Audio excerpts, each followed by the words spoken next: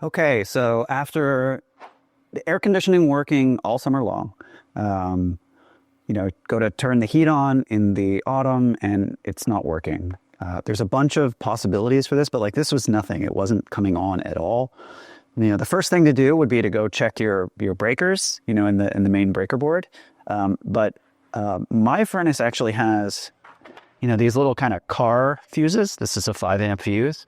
It's actually on this little logic board here. And this has happened before. I don't know how common this is. Like, I'm not a furnace expert. This is really the only furnace I've ever opened up and looked inside of. So check and the fuse is blown. I have a few. I put in, I think like 4, and it was just chewing through them. And then on the last one, something arced on the logic board or motherboard, whatever this is called. And it's just done now. So I could take this little voltage checker. There's no power anywhere here. Now I've turned off the breaker, so that's like step 1. But I just wanted to sort of show you what this looks like. Now, I would never work with like higher voltage stuff. I'm absolutely not advocating like DIYing exhaust-based mechanisms or this is a natural gas furnace. I would not actually touch natural gas, but I'm pretty comfortable with electronics. And so if you've never looked inside a furnace before, this looks a lot like a motherboard of a computer to me, right? There's a handful of little connectors that really can only go in one place, just like kind of connecting up a computer. And so I felt like this was something I could tackle. So I ordered a new logic board off Amazon. And it's probably a good idea to label each one of these, possibly take some pictures, right? So that these little red clips have a few places they could go. So, you don't want to mix up where these go. Similarly, you don't want to mix up where these different colored ones go. And, I've done other videos where people ask me about colors. I can't promise you the colors are going to be the same in any of your electronics. So take lots of pictures before you pull this apart.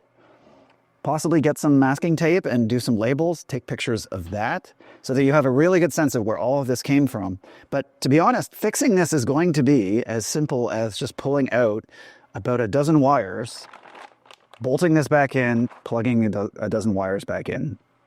Now, I have no idea what this kind of repair would cost. This logic board, the cheapest I could find was a little over $200 on Amazon. I can put a link if you want, but I really don't think that's going to help people because I suspect there's a lot of variation in this. But you kind of don't need any tools except for maybe a screwdriver.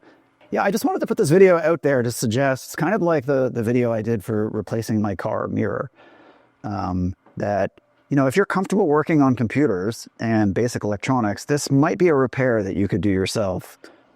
And I think it probably could save you some significant money. So just make sure that if you're going to attempt this, that you have a voltage sector and that, there's no power so you don't hurt yourself. So I've turned off the breakers for this. Make sure you label your wires and it should be kind of easy. Okay, so here's what I've done. A lot of these are colored, so that's useful. Take lots of pictures, right? So there's the blue, red, yellow here. Again, please don't ask me questions about colors. I promise you that there are many variations. This is why I'm telling you to take pictures, take notes, do whatever you need to do before you undo this. So for me, and maybe not for you, I'm going to have blue, red, yellow here. I've got these thicker wires that are different colors. So I've got pictures of what these look like and where they belong before I take them off. Over here, I'm pretty sure this is where the thermostat comes in. They're all different colored wires, so I've got pictures of that. Up here, I've got a couple more different colored wires. Again, yours may not be different colors, right? If they're not, then you need to take notes and be careful. And then where I don't have different colors, I've just got these white ones with little red tabbies. Yours might be different colors. So what I've done is there's 2 rows of kind of connections. 2 of them are empty. And there's a lower row and an upper row. Again, do what's ever logical to you, but what I did was, this is U3 for upper 3. So this goes in the 3rd pin in the upper row. These other ones, there's 4 in the lower row, so I did L1, 2, 3, 4. So I think I'm now ready to disconnect all of this. And because I have photos and because I've done some labeling, I'm going to be able to reconnect all of it. Again, I can't promise you your colors are going to be the same. I can't say this enough. I've done other videos with this stuff, and probably half the comments are asking me about how their wires are different colors and they don't know what to do because they didn't take notes. I don't know what your model is. I don't know what your wires are. I don't know who installed it and whether they used the same kinds of wiring harness that the people that used mine are. So I can't give you advice on this, and I don't really think anyone can. This is why I'm really telling you to take a lot of notes. I've done that in my other videos, but I think people don't. They skip over that part. You got to take notes. So now that that's done, I think I can go ahead and disconnect all of this.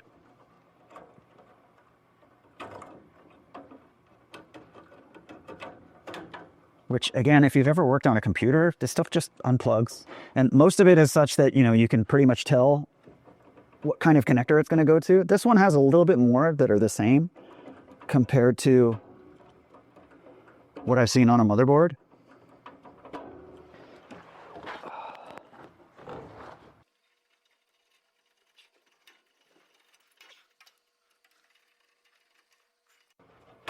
Make sure you grasp them by the connectors and not by the wires themselves.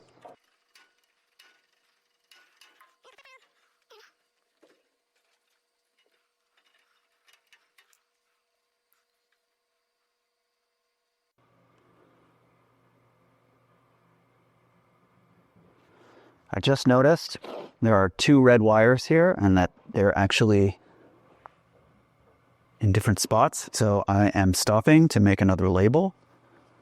I'm quite confident that just based on having attached thermostats before, that this is where the thermostat comes in. So this actually has, just like a thermostat, these are kind of labeled with wire colors.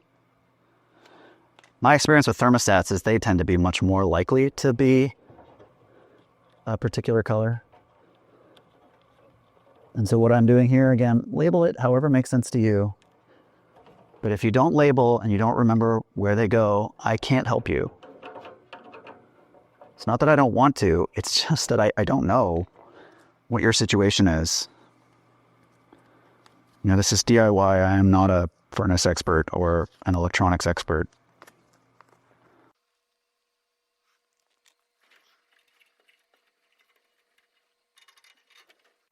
Yeah, and again, I've got 2 that are white that are going to different places. So if they're different colors and shapes, a photo is more than enough.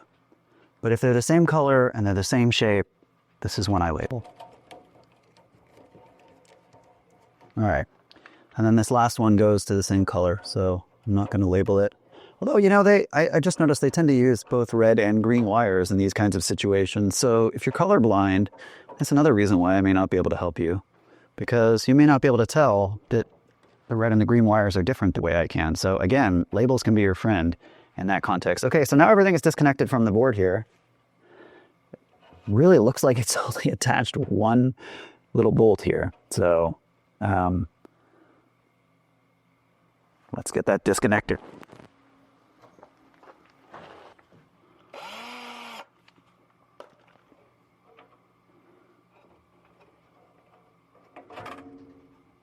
There you go. It is out. Here's a new one. It's exactly the same.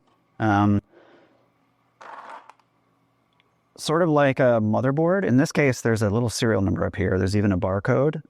You can look around. There's other numbers down here. Frankly, if you just start Googling the different numbers, this one next to the barcode is almost certainly the one. I can't promise you that these are going to be in the same spots, but if you Google this number and nothing comes up, and then you Google this number and, your furnace's name comes up, this is a way you can start to figure out what you need. This isn't exactly the same serial number, but it did say that it could replace different ones. So again, I suspect there are as many different furnaces as there are anything.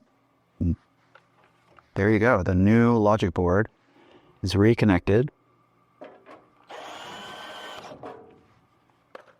Screwed back in.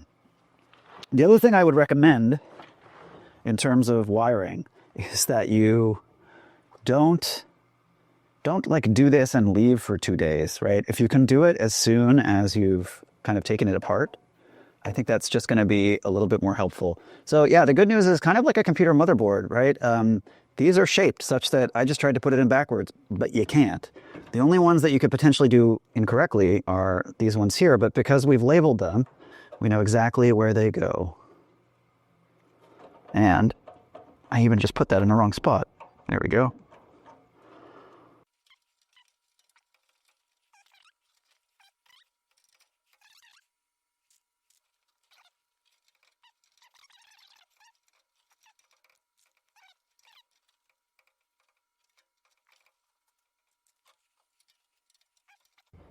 So that is now every wire except these thermostat ones.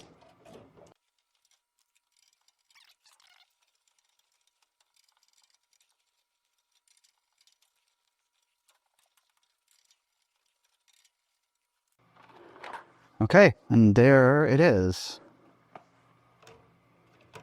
That is every wire reconnected. Okay, and then right next to the board that we just replaced, I'm going to zoom in. I couldn't really film this, but this is a transformer that steps down the voltage for the logic board. It was also bad in my furnace. And so it's too deep in to get good footage, but literally there's one screw here. I mean, again, I don't know how different furnaces are. It might be two. But there was one screw and a little hook on the thing, and then 4 wires. Again, I can't promise you what the colors are, but 4 of those wires were the ones that connected to the logic board. This is a Carrier furnace. I believe it was installed probably close to 15 years ago. I'll put links to them so you have a sense of what you might have to look for, but I cannot emphasize enough that you need to match the numbers that are on your parts when you go to buy them. But there's a little diagnostic light on here, and I'm just going to show you. In fact, I'm going to close this up. So the furnace has like this little switch so it can't turn on when it's open. It's pretty common on any furnace that I've ever opened up. And there you go. You can probably hear that it just kicked on. And what I want to show you is that in this little window, there is a diagnostic light. That's why that window's there. And if we just look at the chip that I took out,